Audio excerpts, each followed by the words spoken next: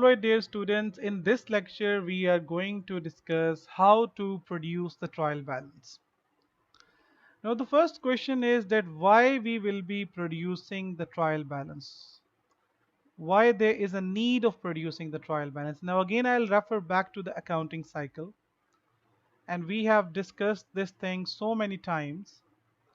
The simple accounting cycle. You may see the extended forms everywhere, but we are talking about the simplest accounting cycle. That first of all, it starts with the business transaction. So it starts with the business transaction, and then you have the journal entries. After that, you have the ledgers, and then there is a trial balance. So this is the thing you need to understand, that why we will be making up the trial balance. Now, first of all, you see we have the business transaction, there are journal entries, and then ledgers, and then trial balance. And after the trial balance, there will be the financial statements. Now, the question is again why we are making the trial balance. Look, you are having the business transactions, and these business transactions can be many in hundreds and thousands. And for every transaction, you are passing the journal entry, and then you are putting those journal entries into the ledgers. But nowhere you are checking whether you have done it right, whether you have passed those journal entries correctly, whether you have put those journal entries into the ledgers correctly, whether you have closed those ledgers correctly. You were not checking that thing anywhere. You were just making it, you were just putting it. But now what we are going to do, that before making the financial statements, we are just having an appropriate check.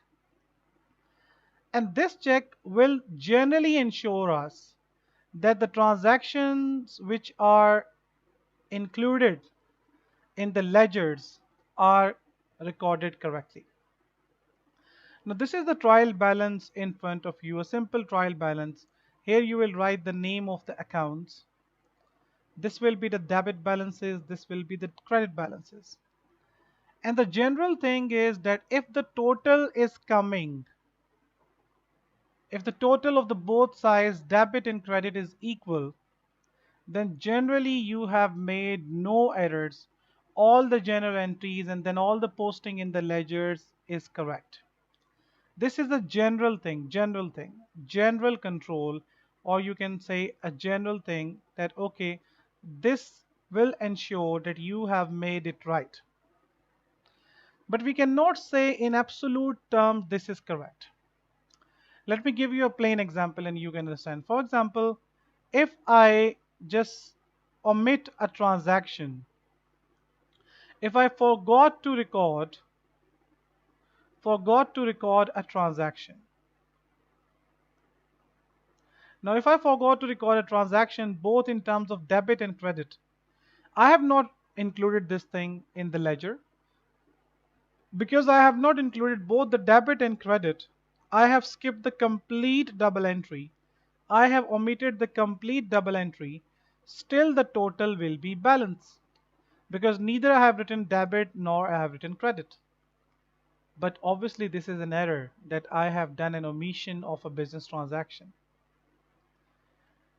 You will get the detail of this chapter, the detail of this topic, like errors, in a very good chapter named as double entry errors, which we'll be doing after we are done with the basics. But for right now, understand this thing, that generally if the debit and credit side is equal, that means you have made it correct, you have made it right, all the journal entries are recorded correctly, and then all the posting in the ledgers is being done correctly.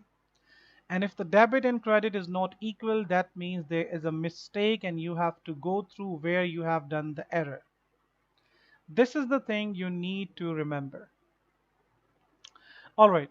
So now on the next slide, there is the description, there is the explanation of the trial balance. A trial balance is a list of ledger balances shown in the debit and the credit columns. Balances of the ledger accounts can be collected in a list of account balances. The debit and credit balances should be equal. Now you need to understand one more thing which you discussed, studied in the last topic, that this is the ledger. And I told you when you are closing the ledger, first of all you have to total both sides. And then you will be writing the bigger figure on both of the sides, the bigger figure, whether it is of the debit side and the credit side, you will write both on the debit and credit side. And then the balancing figure either will be coming on the debit side or will be coming on the credit side. This is known as the closing balance or balance carry down. Now we simply call it the closing balance. So if the closing balance is coming on the debit side, this represents the credit balance. We have already done this discussion in the last lecture. If the closing balance is coming on the credit side, this represents the debit balance. Because the reason is that in the next year when the account opens up, this closing balance will be represented over here on the debit side. That is why if the CB is coming on the credit side, it actually represents a debit balance and vice versa. Now, what are the steps to produce the financial state? What are the steps to produce the trial balance? Now, the basic thing is that you have to close the ledger. And once you have closed the ledger, you have to see whether these balances are debit balances or these balances are credit balances. And then you will be putting those things on the correct side, debit and credit. So here will be the account name, for example, purchases, for example, bank, for example, receivables, for example, sales, and then you will be putting the amount in the correct section. For example, purchases, debit balance, bank, for example, credit balance, receivable, for example, debit balance, sales, for example, credit balance. So you will be putting these balances over here. Now we have the same examples right in front of us, which we did in the double entry, then we did in the introduction to the ledgers, then we did this example in closing the ledgers, and now we are having the same example when we are dealing with the trial balance. So debit purchases, credit bank, you have done the purchases and you have paid through bank. So we'll make the purchases account. And we're going to put the opposite reference so that by looking at the purchase account, we can understand that, okay, the purchases are done and the payment is being done through the bank. Similarly, you will be making the bank account credit, and then you will be giving the reference of purchases that basically you have purchased the goods from your bank account. Then debit receivables, credit sales, you have done the sale on credit. So you'll make a receivable account. Receivable account is being debited and the reference is of sale. And then sales account credit and the references of receivables, because sales can be either in the form of cash or you have received the check, or it may be a credit sale that represents the receivables. So you have to put the reference so that by looking at the account you can just see how this transaction has been done. Similarly, there are telephone expenses and these are paid through bank. So you make a telephone expense account and these telephone expenses are paid through bank. And similarly, in the bank account, it presents a credit entry that the telephone expense has been paid. Then you receive the interest in the bank. Interest is income. So bank debit by interest income, we are giving the opposite reference, and then interest income account credit, and you have received this income in your bank account. Now the next step is actually closing the ledgers, which I have already told you in the last lecture, that you are going to total both sides. Now see the bank account, because in the rest of the accounts we only have one transaction.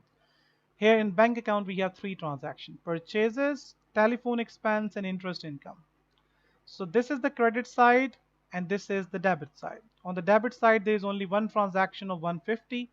On the credit side there are two transactions of 5040. So this is a bigger total which will post on the both sides. Now the balancing figure which will be coming on the debit side, and we'll write this closing balance. Now because this closing balance is coming on the debit side, this actually represents a credit balance.